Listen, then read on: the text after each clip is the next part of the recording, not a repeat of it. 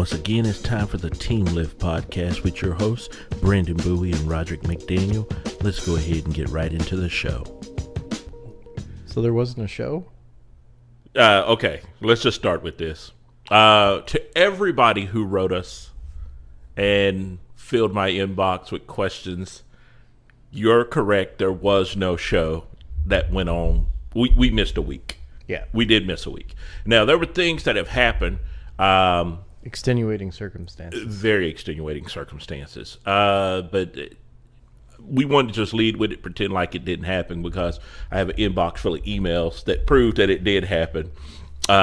We had some things go on, and we're just going to go ahead and acknowledge it. First of all, before I acknowledge it, I want to thank every single one of you, because Brandon and I now realize we actually have people who listen to this show weekly, depend on this show weekly, and it humbled us to a point where we had to thank you for your support. Now, let's tell you why we didn't have a show.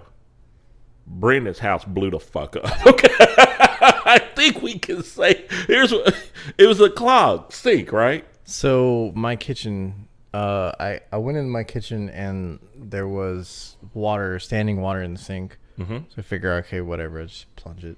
So I get the plunge it for a little while. It never goes down. Next morning, not even the next morning. I think it was that afternoon or something, or that evening. Mm-hmm. I called and left a voicemail and said, "Hey, my kitchen is fucked." Right. So they came in. Apparently, at the time that my kitchen was broken, three other people's kitchens were all broken too, because all four of these apartments all flood into the same pipe to get out for exhaust? No, it's not exhaust. Drainage. Anyway, so these four apartments all drain into the same pipe, and that pipe just happens to be in my kitchen, which is great. So they come in and they're like, we need to jackhammer your kitchen open. So me and my girlfriend are here. My girlfriend's disabled. She has a migraine issue. Mm-hmm. So jackhammers plus migraine equal bad. So they're like, we're going to have to come in tomorrow and jackhammer. I'm like, guys, you can't do that. We have to extricate. So after a colorful conversation with them the morning that they were going to start jackhammering, to let them know that we were going to be leaving at like noon to go and get her into a hotel room. We leave, we get her into the hotel room. I get to work, find out a few hours later that the hotel room is just absolute garbage. So I go off at lunch, pick her up, bring her back here, because by then it's after 6 o'clock and they're done doing what they're doing for the day. Come in and there's literally a 3-foot long, 2-foot deep hole where my sink used to be in my kitchen. The next day when they showed back up again to finish working on it, they said they needed to continue jackhammering more stuff out. This was Thursday morning, because the L joint in the pipe and then the pipe going all the way through my kitchen were completely split, just broken beyond repair. Holy crap. Yeah. So we left that morning, went and got something to eat, went to the cat cafe for a while. By the way, if you're in Austin, Blue Cat Cafe is awesome. If you like cats and you want to donate or help or something, just go over there. It's a few bucks to get in. Once you get in, you have a dozen cats or so that are all adoptable, except for one of them that's the house cat. That can, you can, if you like one of them or you're particularly enamored of one of them, you can adopt it. Going there and just eating the food or just paying the entry fee to get in helps to feed local cats and all of that shit. So go to Blue Cat Cafe. It's awesome. So we went to the cat cafe. We went and saw a movie. After that, we finally came home at 6. And they still are not done yet. They're not coming in to finish it until tomorrow on Monday. They've got to finish putting the floor back together again. But yeah, I have a big slab of like wet concrete in my kitchen. Whoa. Yeah. So this has been more than a week. So we just to even be here today to do this show was something, because I kept asking, you think we're going to do it? You think we're going to do it? I didn't know. I really didn't know. This has been a rough week for everybody, man. This week has been super rough. I'm tired. Work kicking my ass. So we knew that was going to happen. But then I had a grandchild born this week. So I have granddaughter number 2, grandchild number 6 in the family.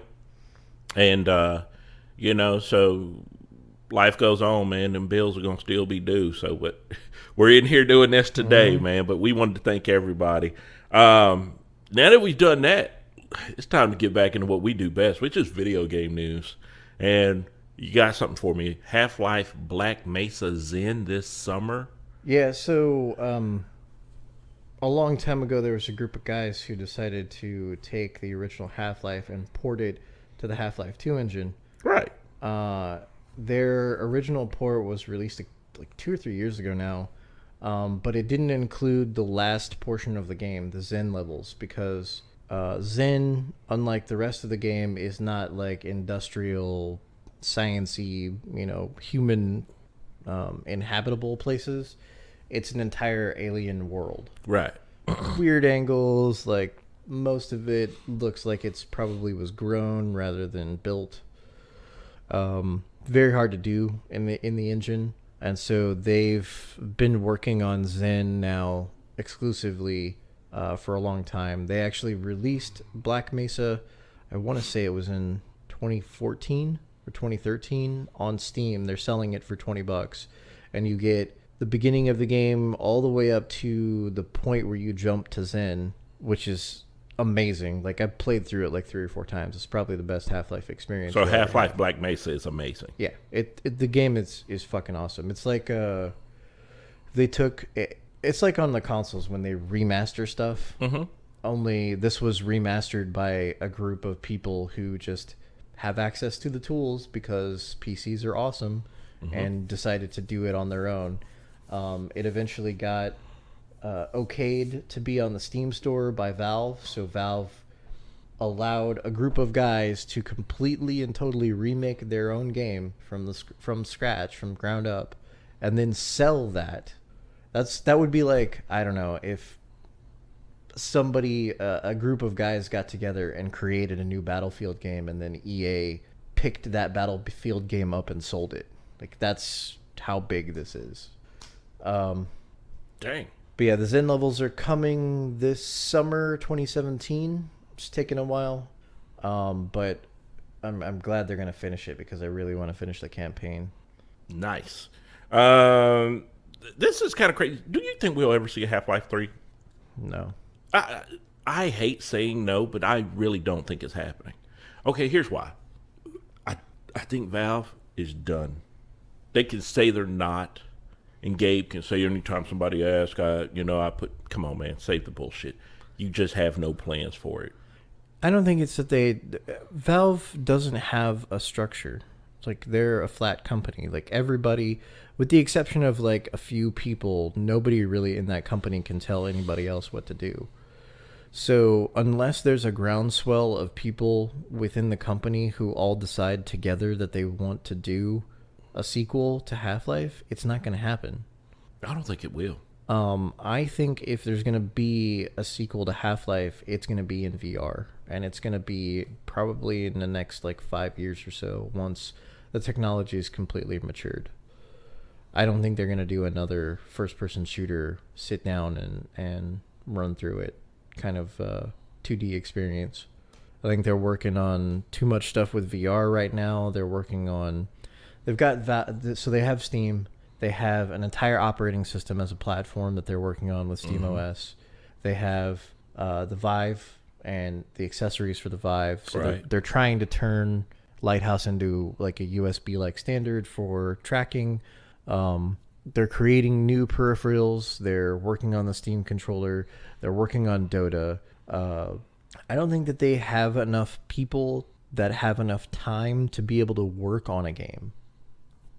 That's a good problem to have, but I just, when we honestly sit down and think about it, like you always hear people say, man, there's games we always hear. Being in the industry, we always hear certain games that people want to hear an announcement about or want to see made. People want Skate 4. It's not even a question. They're not getting Skate 4. They're getting Skate 3 on the Xbox One. That's yeah, enough. But people want Skate 4. It's done. Let's just they want it whether they know it. They always call, I want Skate 4. People, We get calls. People want NCAA back.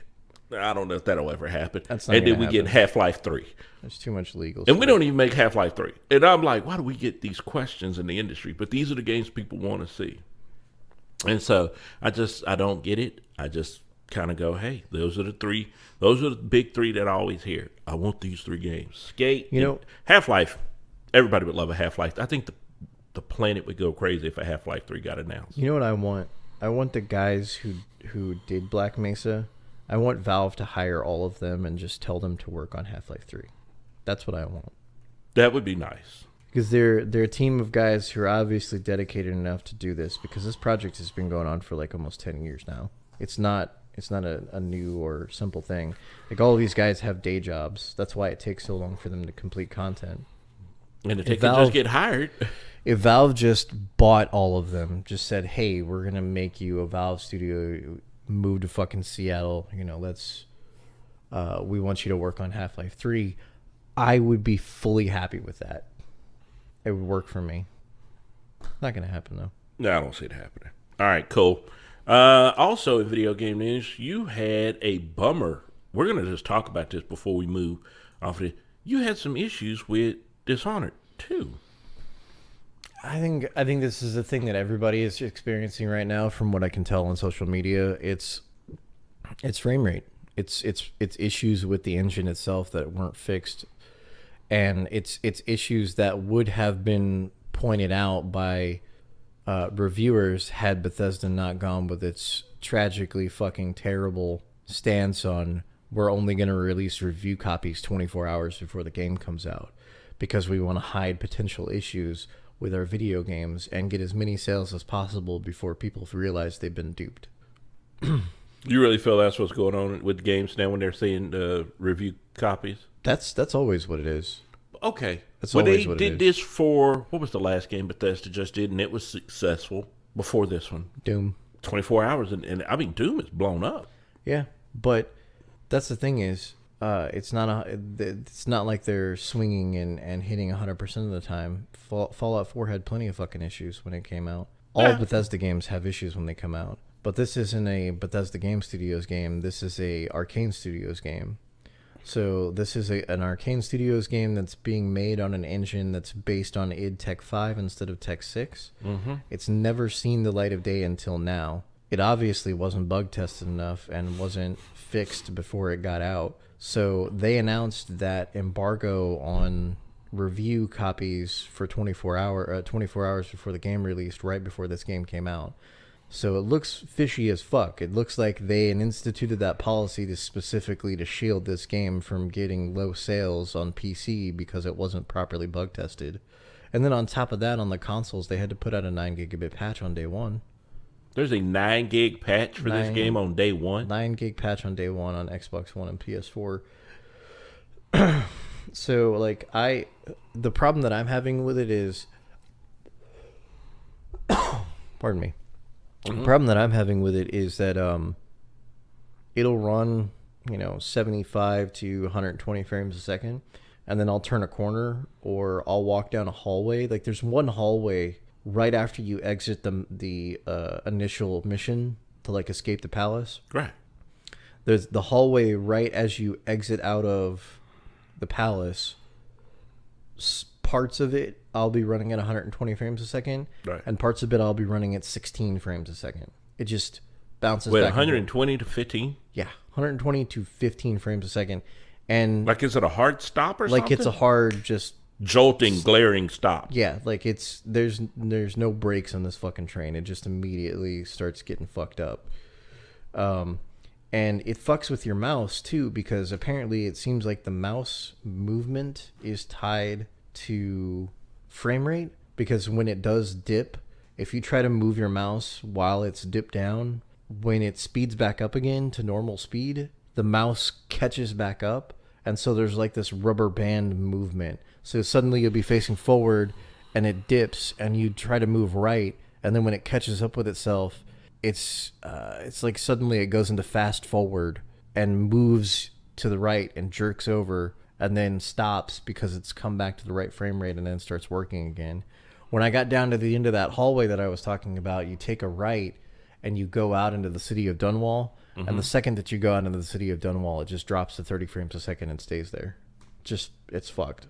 Wait a minute. So it will not go beyond 30 now. Yeah, I think when I quit, I was running at like 39 frames a second.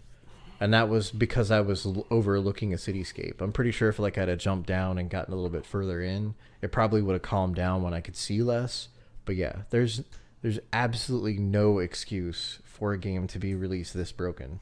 And at least fucking Shadow Warrior worked. Shadow Warrior 2 worked properly when I was in single player mode. It was just multiplayer mode that was broken. But there's only one mode to play. I can only play in single player mode, and single player mode is broken. Wow, that's... I got really pissed off, and I tweeted, I deleted it, but I tweeted at fucking Harvey Smith. I was like, can you just send me a tweet whenever you fix your fucking game? Because I'm tired of getting 15 frames a second. And then I realized that, like, one, it was just a dick move, and it wasn't going to fucking accomplish anything, so I just deleted it, but... You're growing up. Yeah. Because you are a dick sometimes, dude. That's the thing is, like, that's how passionate I am about wanting to play this game, is I want to play I did like the first Dishonored. And thank you. Thank you. This is one time where something went shitty for you, but it was actually a blessing for me because you bought this on Steam. No, I bought it from Green Man Gaming. Oh, you bought it from Green Man Gaming, and they gave you a code. I would have returned the game already, but I can't because I bought it from Green Man Gaming. Oh, because, man, when you gave me, like, this is cool. Brandon, like, sends me a message one day, hey, open your inbox. And I'm like, what? And inside the inbox, I guess when you bought Dishonored 2, they gave you the definitive collection of Dishonored. Yeah. For PC. So it's the first game with all the expansions. Yes, I looked at it. I was so geeked out. I was like, hell to the yeah. Because I did love the first game. So I appreciate that, man. Thanks so much. But it sucks that the game has turned into utter shit for you, though, man. I don't like hearing that. I mean, I'll come back to it. Like, the reason why I love Dishonored so much is because Harvey Smith was a part of the team that worked on the original Deus Ex and Ion Storm. Right. And the people at Ion Storm, at least some of them, were people who came from Looking Glass Software. Like, and some of the people who left Looking Glass Software, they created BioShock, BioShock 2, BioShock Infinite. Right. They created System Shock, System Shock 2. They created Deus Ex. They've gone on to create some mind-bending genre-inducing games, man. You know, we're talking about, like, a pedigree of games that have come out of one studio, and I want to support that because that's fucking awesome, but I can't do it if your fucking game doesn't run properly. Yeah. Yeah, so everybody, we're just telling you now, if you haven't picked it up, please do some research before you buy this game. Read everything about it. This game right now is broken, it looks like, on PC. It's just broken. I'm not saying don't buy it. I'm saying don't buy it right now. It's broken right now. So, have you read anything about the forums? Are they addressing the issue? Have they come out and said we aware of this and we're fixing it? Harvey Smith went on Twitter and told people with high-end systems with 1080s in them to put it on low settings to fix the issue. Whoa. Yeah. So if you have a high-end system, the only way you can play this is to set it to the lowest setting right now. Yeah, and even that doesn't really fix it. The frame rate dips still happen because something in the engine is fundamentally broken. Wow. Okay, let's go on to other things. More PC games are going to be for sale. This is the time where we can key the Christmas music and say it's the most wonderful time of the year. This is really it. Steam sales. This is the reason why Gaben looks like Santa Claus. Every freaking year, I will put a Steam card on my account, and I don't care if I put a $200 Steam card on there, it would never be enough to get everything I'm going to want from this thing. That's why I won't tie my credit card to my Steam account. Eventually, once you've gone through enough Steam sale cycles, the Steam sales won't be that appealing because you're probably going to have most of everything that you already want anyway. Man, my wish list is so why I freaking said deep right now. Eventually. Yeah. Eventually. But but see, I play a lot of the indie hits, so, like that Dragon Cancer, I want that one, didn't pick it up. Her Story, haven't picked it up. So there's a lot of weird indie titles that I want. And those are all, here's my thing. Every Steam sale, those drop down to about $3. Yeah. And I'm going to clean up this year. Except that Dragon Cancer, I'm going to pay, I don't care if it's not on the sale, $15 this Christmas, it goes on my account. I want to support that game. It's a great story, very moving story about a father dealing with his child going through cancer. It's not even so much a game as it is an interactive storybook and just what he went through. I want to support him in this one. Speaking of interactive stories, have you heard of Abduction? No. So it's the creators of Mist and Riven, created a new game called Abduction. You can even play it in like Mist mode where you can point and click through the whole thing if you want to. Otherwise, you can just run around. They put the game out. It has Oculus Rift support at the moment. I believe Vive support is coming at some point. Oh, shit. But you can play it because it's gonna have it has Oculus Touch support, and the Revive guy has said that he's gonna have touch support in the next version of Revive that's coming out soon. So you can technically play it on your Vive if you've got a Vive, or if you've got an Oculus Rift and you get touch in December, you can play it then. But yeah, fully 3D environment, just the same type of weird figure it out for yourself puzzle game like Mist and Riven are. Oh, nice. Okay. May have to look for that. I may have to put that on my list. Check this out. So we know the autumn sale, I guess that's what we call it, the autumn sale or fall, depending on where you're from. It's going to start November 23rd. And it's going to go through the 29th. Through the 29th. Now, if I'm reading that correctly, that's 9:50 Pacific time. That's going to be 11:50, just a little before noon in Texas. Yeah. So, 11:50 a.m., November 23rd, and it's going to be 6 amazing days.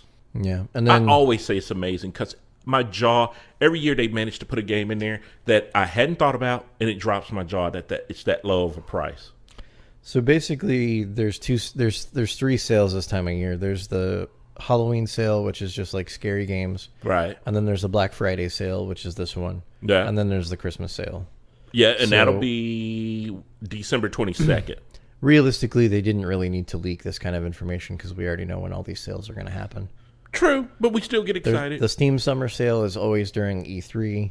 The Autumn Sale is always like the day after Thanksgiving for about a week, and then the Christmas Sale is always from December 25th through the 1st or 2nd of the year. But this year it looks like they're starting a little bit early, so December 22nd through January 2nd is the Winter Sale.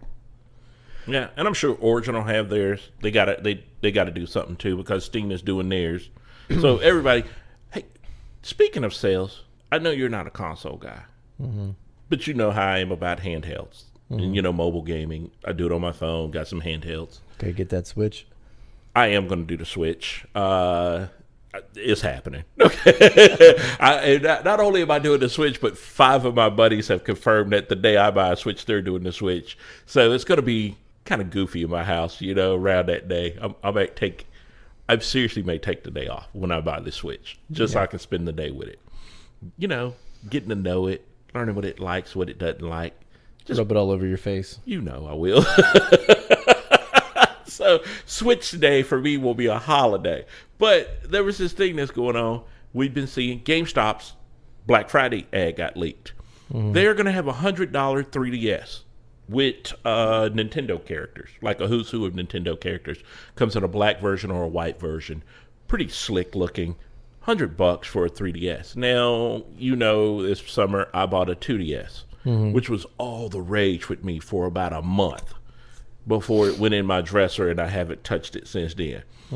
I was actually driving to GameStop yesterday at one point. When I went out to eat lunch, I was like, I'm going to drive to GameStop, and I'm going to go see if they're going to have a lot of these 3DSs so I can get one. And I was like, wait, stop. What the hell are you doing, bro? You Stop don't need and another think. fucking Nintendo handheld, really. Yeah, no, I was seriously driving there to go ask him, and then I stopped myself. I was like, you have a 2DS in your dresser that you quit playing. You have a Vita in your dresser that you just started playing again, and you spent 8 hours on your console yesterday. I spent 8 hours on the PS4 playing Battlefield 1. I was playing Yeah. Battlefield 1. So it was like, seriously, hours. Like, I seriously got on at 3 o'clock in the afternoon, and I did not get off of that system until midnight. And it was just like, really? This is what I just did with my life? It's what we do. This is what I just did what with my we life? do. I just lost. Like, I was sitting there, and I started getting hungry, and I told my buddy, man, I think I want to go to Popeyes and go get some onion rings. And I looked down at my phone, and it was Whoa, hold 11:55 at night. Hold on, Popeyes has onion rings now. They have the greatest onion rings you will ever When did have. they start doing that? I don't They've remember had them for having- years. For years? Okay, you know those sweet Vidalia onions that Yeah. when you fry them, Yeah. they dip them in a great like batter, so it's like flaky and crunchy, but the sweetness of the Vidalia onion comes through. It is the best fast food onion ring in the world, You know, I never thought about getting onion rings from there. and this is why you're not as fat as I am, because I think about this everywhere I go. I went there, I saw onion rings, and I went, I want to try some onion rings. I love their food, but seriously, there are times when I just go there and I just pick up like a pint or two of red beans and rice, and I just eat that, and that's all I eat. Yeah, bro, I have done that. I've had okay, let me tell you this. I bought a package of hot links one time, them good red ones, and I cooked those up, and then I went to Popeyes and bought 2 family-sized red beans and rice. I cut the hot links up, put them in a bowl, poured the red beans and rice on top of God damn them, it. mixed them up in the casserole dish. I had red beans and rice and sausage. Bro, All day. all Sit in front of day- the TV and just eat. Dude, it was my lunch, it was dinner, and it was a midnight snack. Now, that Sunday, I gassed out the entire damn house, but I tell you what, I'd do it again. I had no problem killing people with my ass when it comes to Popeye's red beans, rice, and hot links, man. I don't know what it is about the red. I think they put cocaine in it. I think that's what it is. Bro, I could watch them drop crack rocks in it, and I still, go ahead and give me 2 of those. Let me get 2 of those Put a rocks. little extra inside. Yeah. And I'm gonna need a biscuit. And so yeah, I was like, this is what I wanted to do, and then I realized I just shit 8 hours of my life away playing this game. I didn't even realize it, man. Okay, so I think that this is the obsession with Nintendo handhelds. Is people don't actually like playing with them. People like owning them. Bro, They- I'm starting to 'cause, wonder. I really am starting to wonder if that's not the issue. like I think I it's, did love my DS Lite, but I played a lot of stuff on the DS Lite. Mm-hmm. And at that time, my kids had taken over all the consoles in the house, so the DS Lite was mine. I could play games I wanted to play without being fucking bothered. But now I'm a grown-ass man, and I have consoles all day long. So why am I still buying these damn Nintendo handhelds that I own one? Yeah! See, that's the thing. I don't understand. I've seen people who've like, what's her name? Brandy at work. There was one time when she came in, she had 3 different fucking DSs. 3 different ones. Why do you need 3 different? They all do the exact same thing. Sometimes okay, here's the thing. There are weird people in this world, okay? Some people are Republicans. Some people are Democrats. Some people are Christian. Some people are atheists. But the worst of all those people are the fucking collectors. Because we keep this industry alive. Collectors are the worst fucking people. And I'm one of them. I have bought systems just because it had a scheme on it. I like this color scheme. What are you going to do with it? I like this color scheme. Like, I don't even want to play with a Nintendo. Like, I've considered buying the Switch, and then, like, I slept on it, and I woke up the next day, and I realized that I have no fucking use for it. That thing would never get... You know who would play with your Switch? Me, when I came over here. Yeah. It would be me trying to sign into my profile on your shit. I tried, I thought about buying a Wii once, because they had that black with the gold trim. Oh, that was Zelda neat. Yeah, I edition remember of the that, yeah. Wii. I wanted to buy it just so I could have that I had no interest in buying any games for it or anything. I just wanted that. Collectors. It's just, and then I came to my senses and realized that I'm fucking poor. You know what I'm trying to do right now for my wife? What? I'm trying to get her the new Nintendo. The one that comes with the 30 little games on it and the extra control. Yeah. I got to buy her one because she wants... Here's my thing. My non-video game playing wife, wonderful woman, but she has a secret hidden talent. Nobody in the world knows this about this woman. The whole world's going to know it today. She is a freaking beast at Super Mario Brothers. So I bought a Wii. You knew this. When the girls were younger, I bought a Wii. Put it in the living room. It was going to be the family system, right? And I put the PS3 in my bedroom. That didn't last long. No, because I ended up having to buy more PS3s. But the Wii still stayed in the living room the whole time. So it's out in the living room, and my wife goes out there, and she's watching me and the girls bowling, and then she gets into it, and then tennis. And so it becomes this thing. The whole family starts playing on the system. She's really having a good time. And she said, you know what Nintendo game I used to really love? Super Mario Brothers. I mean, babe, we could get that. Just go into the store, and I'll put a card on here, and we'll buy it. And we'll have a digital version of it. No big, no harm, no foul, right? I buy this game. She turns that Wii remote on its side and starts playing. And she says, yeah, if you jump down this pipe, you'll go to this secret world. But now you don't jump in this first pipe. Go to this third pipe, jump up, hit this. There's a hidden treasure here. And then you jump in this pipe. And all of a sudden, my kids and I are looking at her like... There's a level of autism here that we didn't expect. At all. Okay. It was like she started teaching us stuff about Super Mario that should not have existed. She then goes on to play the game like nobody else gets the system back for a while. Like, we just watch her play. And it was just so disturbing to see this woman doing this that we were just like, is this really happening? Is this real life? Because, man, and then she did it to me again when I got Street Fighter 4 on the PS3. Freaked me out. It was like, this woman has never said anything about liking games, hardly plays games. Like, her idea of video games on her phone were Words with Friends, okay? Yeah. But she's a beast when it comes to Super Mario Brothers and Street Fighter. Would you say that she's a wizard? Yes, she is. Oh, the fucking wizard. But dude, she messed me up at it, man. It was just like, I've been married to you this whole time, and you never once even suggested that you would be interested in this. Now all of a sudden, here I am looking at her, and she's just killing everything, and just, no, it was amazing. And so when she saw that they were making these new Nintendo systems, she sends me a picture of them. Have you seen these? I really want one. Yeah, I want to get one. What? I want to get one for William, my sister's kid. Yeah. He's tiny. He's like 3-4 years old now. He's gonna love it. I want to get one for him, but they're fucking literally sold out everywhere. They're gone. Bro, they were $70. Yeah. And the extra controllers were like 12. Yeah. It is the hottest. Okay, here's the thing. And the people buying it, it's not for kids today. This is a bunch of damn adults buying it for their damn selves. This is not for kids.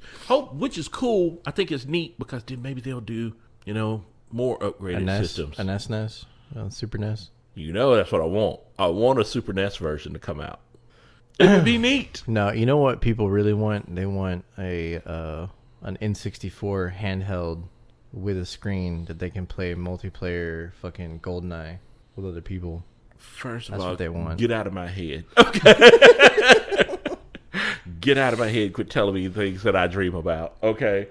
But no, I think it would be neat. I just think that's going to be a great thing. And I saw it and I was super impressed with it.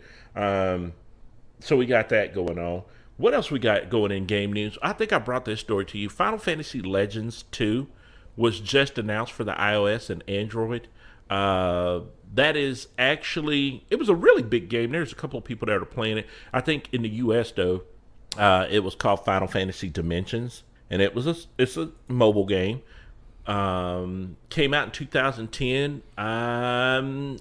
Super popular, very big. They've announced part 2. Here's my thing. Do you think everybody's going to mobile? Because I know Nintendo was talking about they wanted to do it, and then they did that whole Super Mario run, and now they're, Square has been they real obviously big. Want to go to mobile. They're basically releasing an Android tablet as their next console. They really are. I mean, it's not going to run Android. They've had NVIDIA create a whole bunch of low-level APIs that interface directly with the hardware, so they're going to be running some kind of proprietary Nintendo OS that interfaces with it. But it's that's what they're doing. Still it, man. So, I mean, and now Square has been in the mobile game for a while, man. Square's dropped several mobile games out on the market, but this one looks like to have been their most successful one out of all of them. So it's going to be neat to see that this is coming. Still haven't announced a Western date for it, but it is coming. So, to Japan. I mean, honestly, even if they don't announce a Western date, if you're on Android, you can probably just rip the APK off of APK Mirror and install it on your device. And get to gaming, yep. Also, in video game news, for our brethren that are on the Gears of War 4, hip-hop in video games go together like Coke and hot dogs. I mean, it's just like an American thing, man. It really is an American thing. But this is like real street-level hip-hop. LP, Killer Mike, together known as Run the Jewels, are now available in Gears of War 4 as playable characters. And not only are they their avatars, they actually did their voices for it. They did vocal talent for it. So it's going to be real cool to see this. It was announced the other day. You can use the characters and items in Gears of War 4 multiplayer and Horde models. On top of the new playable characters and items, Gears of War 4 added its first post-launch DLC maps in the forms of the updated versions of Checkout and Dry Dock from Gears 3. So this game, that was November 8th. Gears of War 4, this game on PC is a fucking disaster. And it's not a disaster because it runs badly. It's a disaster because the only place you can buy it is on the Windows Store. And Are you serious? Okay, no, the rabbit hole goes so fucking deep. You can only play it on Windows 10, and you can only play it on Windows 10 Anniversary Edition.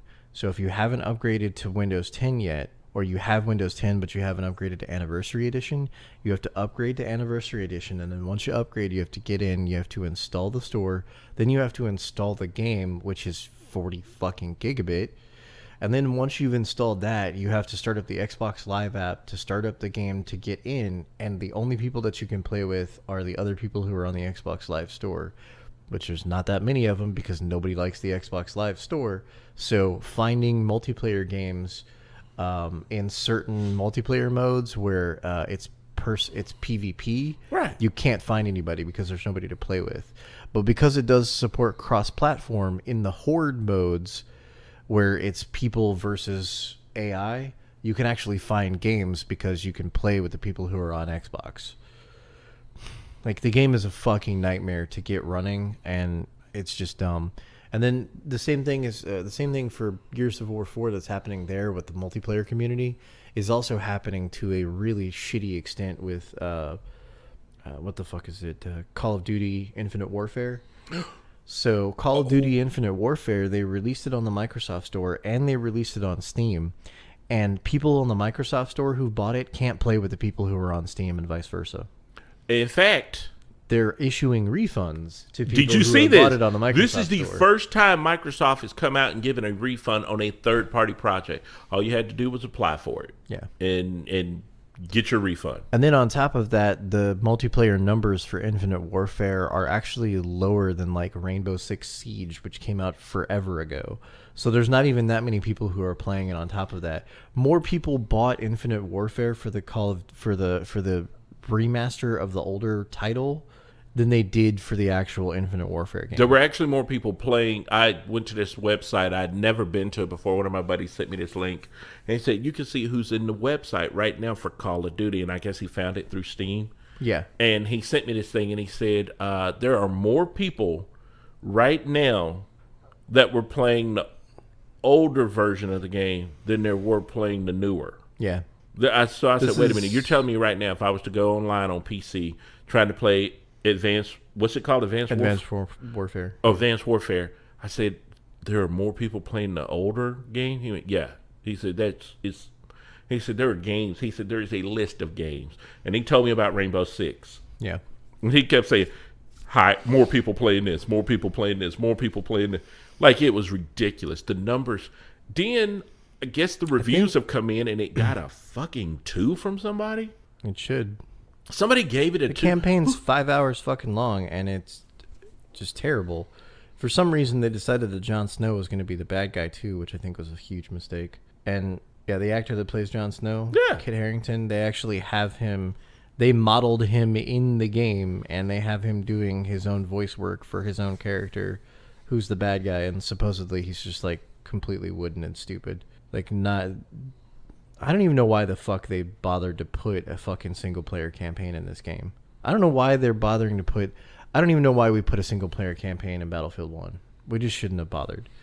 Nobody, so good though. Nobody buys these games for the single player campaign. I can't. But here's the difference: the campaign in Battlefield 1 actually is fucking well written, and as a vet, there's some parts in there where I'm not gonna lie, I got choked the fuck up. And I mean, I got a combat action pen, so granted, there's some things that take place in Battlefield 1 that kind of hit me differently as a vet. Yeah.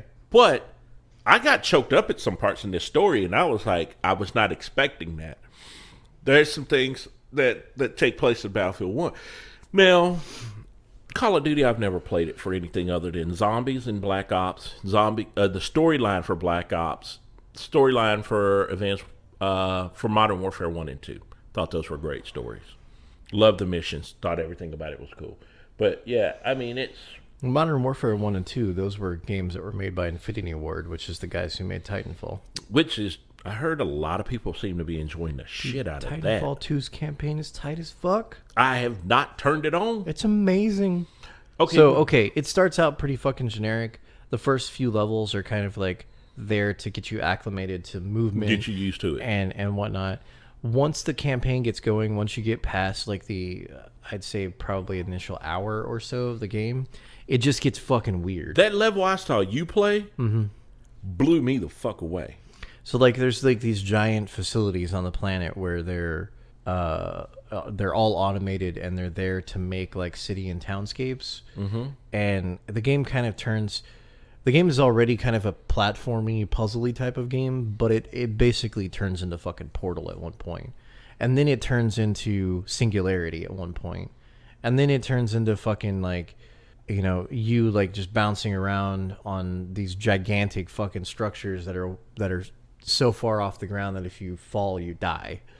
Like that's a lot of the game is like just trying to move and get away from people, and they have lots and lots of bosses. Like each boss has their own type of Titan, and each boss has their own like thing that they do and their own personality, and they're all fucking different from each other, other than the fact that they're all trying to kill you. Somehow they actually make you care about BT, the Titan that you're in. There's this fucking amazing sequence, spoilers, towards the end where BT dies, sort of, and you have to escape this facility, and the only thing that you've got is a smart pistol. And it's probably the most fucking fun that I had that entire time, because it was literally just me bouncing from structure to structure, and the second that I would see people, the smart pistol would lock on all of them. I would just pull the trigger and it would kill like 6 guys, like McCree's ult. That's what you were doing the whole fucking time, just running around with McCree's ult on fucking just auto fire. Oh, that's so good. Okay, I may have to mess with it. I still haven't busted it out. Man, we did have a lot of video game news, man. This is what happens when we miss a week. We got some more too. Oh, I know. This one here's here's what I love. We've been doing this podcast now for about 4 months, right? 4 or 5 months. More than that. Really? Since the beginning, like before the beginning of the summer, I think. Okay, so we've been getting at it for a while now, man, Yeah. and we've had fun. But there were things we predicted would happen, and things that we announced would happen back in May, back in June, that we're starting to see come to fruition. Yeah. And when I see these stories coming to fruition, and I saw somebody post one on Facebook the other day, they posted a page, and I said, we confirmed that on the podcast 3 months ago. And the guy said, I know, but they finally came out and confirmed it. I said, but we confirmed it on the podcast months ago. It's not like it was breaking news. If you were listening to the podcast, which I knew he was, you heard this from Brandon and I. We had geeked out about this. And what it was is about who was going to be playing the Vulture in Spider-Man. Mm-hmm. Really? We'd already told you Michael Keaton was going to be doing that. It was not a secret. But now it's confirmed by Kevin Feige. Yeah, and we So, were like, okay. And he was like, no. He said, really? He said, this is one time I got to give you guys this one. You really did break that story long before there were any confirmations. We have stayed on top of this cast list. And that's all we've done. And I just thought, wow, man, it feels so damn good to be vindicated. Once again, a story we talked about months ago has now come to fruition. there's a company called TPcast. It's a Chinese company. They've Yep. created a 60 gigahertz wireless addition for the HTC Vive that connects in to the top of the headset, and it broadcasts a 60 gigahertz wireless signal back to the PC so that you can be completely wireless. It has batteries that power the headset, batteries that power the receiver transmitter, and you just plug that into your system and you go. You don't have the big cord following you around anymore. Mm-hmm. You're still stuck tethered to the computer itself, but you no longer have a wire that runs between you and the computer at all, which I think is going to make things a hell of a lot more immersive, because you're not going to be stepping over a cord every now and then or feeling the cord hit you in the back. Problems that I foresee is, like, I don't want a battery that close to my head. But they've announced that the initial release is going to be 220, and that's going to have the head-mounted battery. And then there's going to be another battery that's going to be released later that's going to be larger. So the initial battery is like an hour and a half of power. Mm-hmm. The second battery that they're going to do is going to be more, but it's going to fit in your pocket. Oh, nice. So, I mean, if the battery blows up, you lose a leg, but losing a leg is a hell of a lot better than losing your brain. I don't want to lose my leg and my testes, because I know where my phone sits in my pocket. Haven't you used those testes enough? I might want to use them again. I mean, really. It's kind of like my 2DS. I'm not playing with it now, but it's there if I need it. Just saying, I don't want to lose it in a fire. But this is seriously cool news, man. I also saw that the initial stock of them, they were saying HTC said sold out in 18 minutes. Yeah. It's not a thing that people are gonna not order. No, this is going to be big, man. That's going to be huge. I think that's awesome. What else we got going on, man? Oh my gosh. We have a release date for Pacific Rim 2 finally. Yes, and it's officially titled Pacific Rim Maelstrom. This is okay. So you guys remember at work I have a Pacific Rim, Jaeger on my desk. Yeah. I'm really big about this movie. I have it on Blu-ray. I've always told you guys how, like, I was really big into Robotech and all those, weird mech anime, and I've always wanted to be a mech pilot. So when they did a live-action film with mechs fighting kaiju, needless to say I was moist in the theater was an understatement. It was like my teenage wet dream come to life. So they announced a part 2 to this film. I'm all over that shit. But then there's a countdown? Mm-hmm. Like, so it's, if I'm correct, 466 days, 4 hours, 28 minutes, and 42 seconds as of right this second. yes, Pacific Rim 2 releases in. I got to get this I got to put this on somewhere, man, on my computer, because I need this countdown in my life. They have announced it. Have they announced cast yet? Because I was kind of going through this whole thing, and I got so geeked, because it looks like what they did is it's on an Instagram post for the actor John Boyega, who, if anybody remembers, Star Wars. Yeah. I think that's his biggest role right now. He was in That's Star his Wars. only role. Didn't he do some like off-Broadway shit or something before I don't that? know, probably. Yeah, nothing that anybody knows him for, but yeah, John Boyega is in it. It was on his Instagram page. He is geeked out. I am geeked out. So I am just like, there's even a Pacific 2 Rim blog right now. It's, oh my gosh, everything that you want to know. So I'm going to be kind of nerding out over this for the next few months. I promise not to drive people crazy. I promise not to drive people crazy, but I know that I'm not the only person because 29,892 other people have already registered at the forum. So it's 30,000 of us that are geeked out about this. Okay, that'll probably be all the people that watch it. All right, so let's get off of this. Let's get into some TV comic book news. That DC Legends of Tomorrow. Okay, first of all, you're pretty geeked about DC TV. Yeah. And Supergirl has had you geeked out pretty heavy this season. They're always doing something on Supergirl. They're just making it just like it's like they just discovered a toy box of DC characters and they're bringing everybody to play on her show. I think what it is they've got the momentum, and all they really have to do is just hint at something in another show, and then eventually DC's like, all right, fine, you can use it. That's basically that's the voice that I hear coming from the DC executives when they're like, well, we want to put Superman on the show. All right, fine, just put Superman on the fucking show. Yeah, because he's on Supergirl. He's on Supergirl, and it's fucking awesome. Yeah. He's amazing. And they're starting to weird me out. They're doing a lot of crazy, badass stuff on Supergirl. But DC Legends of Tomorrow is about to up the ante.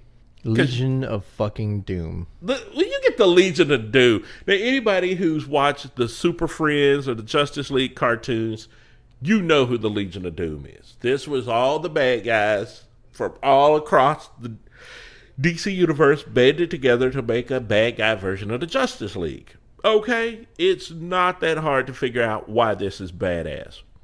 Because based on who they get, could hint to a much larger DC TV universe.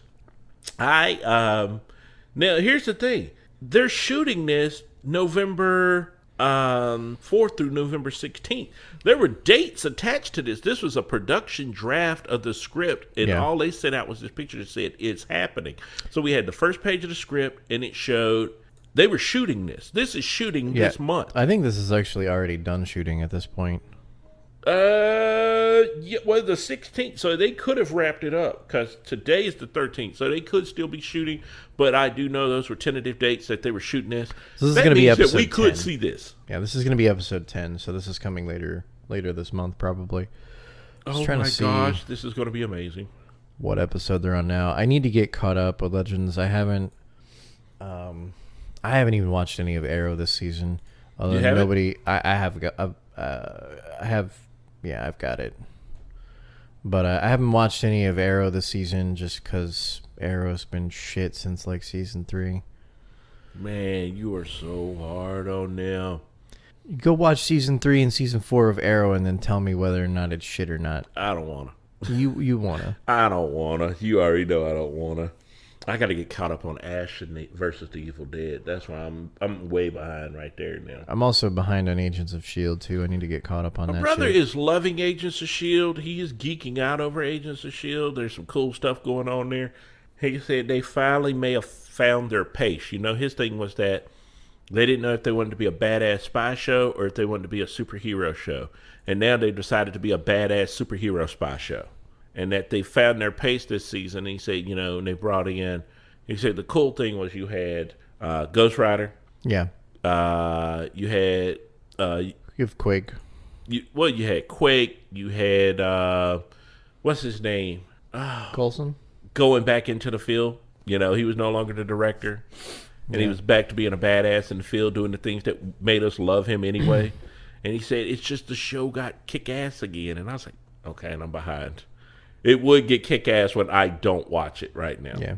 So, and I think we've had a hard time this season just trying to catch up on all the shows that we're trying to watch, movies. Just did get to see Doctor Strange. Since we were off last weekend, I went and took the opportunity to go see Doctor Strange. Loved every damn minute of it. Yeah, I watched it too. Yeah, so it was cool. We were out, but there was some cool stuff that happened while we were out. Speaking of which, Doctor Strange, I really liked the film, and I just, spoilers if you haven't fucking seen it yet, I really loved the way that it ended. I loved the fact that it was not a titanic struggle of two people beating the crap out of each other. It was an intellectual struggle, and Doctor Strange won by using his wits. Isn't that amazing? Like, we didn't destroy a city at all. this time around, because almost every single superhero movie that's come out from Marvel has involved destroying a city of some way, shape, or form. New York has been destroyed. Latveria got destroyed, or not? Was it Latveria? I don't know. Whatever. Some Middle Eastern, Eastern European country. Yeah, like, multiple cities have been fucked up. Africa got destroyed. What city was it in Africa? Well, they were in Wakanda. Wakanda, yeah, they were in Wakanda when that happened. Yeah. So, but that's true. There's always a city in peril, but that's kind of the Avengers' MO. They usually step in when it's earth-shattering, world-shattering events. Yeah. But with Doctor Strange, it's more of he's going up against Dormammu, and he's using the Eye of Agamotto to impose time on a reality that does not have time, to throw it into a loop, to basically beat down Dormammu by allowing Dormammu to kill him a million times. It's amazing. Until Dormammu is just finally like, okay, fine.